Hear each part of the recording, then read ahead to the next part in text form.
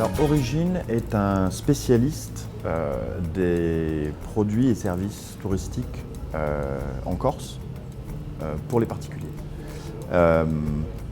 Au départ, il y a 4 ans, on était très concentré sur de la location saisonnière. Et depuis, on a progressivement élargi la gamme de produits qu'on propose qui vont en fait jusque à des produits d'activité de plein air, de la location de voitures. Donc selon les produits, nous les distribuons sous plusieurs marques qui sont des sites internet et également applications mobiles. Notre clientèle privilégiée, on va dire, c'est une clientèle européenne. On a des clients qui viennent d'en dehors de l'Europe, mais bon, c'est principalement une clientèle européenne, avec une proportion de clients français qui est prépondérante, évidemment, compte tenu de la géographie. Mais on est très axé en fait sur le nord de l'Europe, avec une proportion très importante de clients du nord de l'Europe, et en particulier d'Allemands, qui représentent à peu près aujourd'hui 20% de nos clients. Aujourd'hui, nous commercialisons environ 350 locations, donc là on parle de locations meublées saisonnières, auxquelles viennent s'ajouter les autres produits, que ça peut être des activités de plein air, des activités nautiques, de la location de voitures, etc. La Corse a une image qui reste une image assez exclusive, du fait de ses atouts qui sont sa nature et le fait que ce soit un environnement très préservé. La Corse a une image de destination quand même qui est assez chère. Maintenant, la concurrence est de plus en plus importante. Les attentes des clients sont de plus en plus exigeantes. Et donc, en fait, quand quelqu'un doit partir en vacances, ils ont un choix à 2 heures, 2 heures et demie d'avion qui va de la Grèce jusqu'à l'Espagne, en passant par la Croatie. Et donc la Corse n'est qu'un des acteurs dans ce marché. Donc ça, c'est la première chose à dire. L'autre chose, c'est qu'il y a quand même une offre qui est assez importante, et donc les clients ont beaucoup de choix, et donc ils sont de plus en plus exigeants. Au-delà des plateformes comme Internet ou Airbnb que vous avez cité, qui sont les plateformes qui aident les particuliers ou les professionnels, parce que bon, c'est des canaux que nous utilisons également, à gérer toute la partie commercialisation, chercher des clients.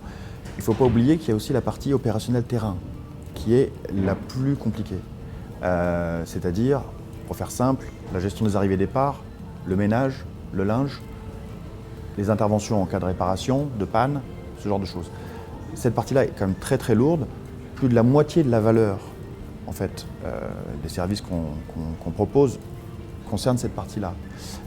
Donc c'est pour ça qu'on a un réseau, on est sur toute la Corse, on a une présence physique sur toute la Corse, et c'est une partie qu'on a quelquefois tendance à oublier. Il faut être là tous les week-ends, pas juste un week-end de temps en temps, il faut le faire tous les week-ends, c'est contraignant, c'est sur la durée de la saison, c'est-à-dire qu'on ne peut pas partir pendant toute la saison, etc., etc. Donc il ne faut pas oublier qu'il y a cette partie-là, au-delà de la partie commercialisation, les plateformes c'est très très bien, mais il y a également toute cette partie opérationnelle qui est assez critique et qui est très compliquée. La technologie de façon générale, Internet ou les techniques numériques de façon très spécifique sont absolument critiques dans le monde du tourisme. Le monde du tourisme actuellement, en ce qui concerne la location saisonnière, est en très forte mutation. On est passé d'un modèle d'agents immobiliers locaux qui maîtrisaient un parc, je dirais, relativement proche de leur emplacement, à des multinationales qui proposent des biens à des clients dans le monde entier. Et donc, je dirais que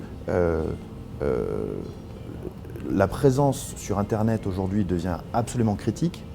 L'investissement en technologie pour gérer de gros volumes de demandes, de réservations, mais également pour améliorer l'expérience du client. Parce que les attentes des clients aujourd'hui, c'est que les choses aillent très très vite. Idéalement, sans papier, pas de papier, tout électronique, paiement par carte, etc. Donc, en fait, les attentes des clients dans ce domaine-là sont très très élevées. Les clients vont beaucoup plus vite que les acteurs du monde du tourisme, et donc les acteurs du monde du tourisme doivent en permanence s'adapter à cette évolution. Alors, les conseils que je donnerais à un investisseur qui souhaite gagner en rentabilité pour la location saisonnière, bon, déjà la première chose c'est l'emplacement qui est assez critique, c'est même fondamental, mais ça c'est une règle générale dans l'immobilier. Au-delà de l'emplacement, les conseils principaux que je donnerais seraient d'une part sur l'équipement. Aujourd'hui, une location qui n'a pas la climatisation ou qui n'a pas la Wi-Fi, c'est extrêmement discriminant. Il y a des gens qui refusent de réserver certains biens parce qu'il n'y a pas l'un de ces deux critères. Les gens cherchent une dose de modernité sans nécessairement un très grand confort, ça dépend de la gamme, mais il faut quand même une dose de modernité. Donc il faut absolument éviter les choses un peu vieillottes. Et il faut éviter également d'avoir des biens qui soient complètement surchargés. Il faut être assez neutre au goût du jour. La typologie du bien, il faut que ce soit un bien fonctionnel. Et surtout, il faut qu'il y ait un espace extérieur parce que les gens viennent en vacances, ce n'est pas pour s'enfermer dans un bien qui n'a pas d'espace extérieur.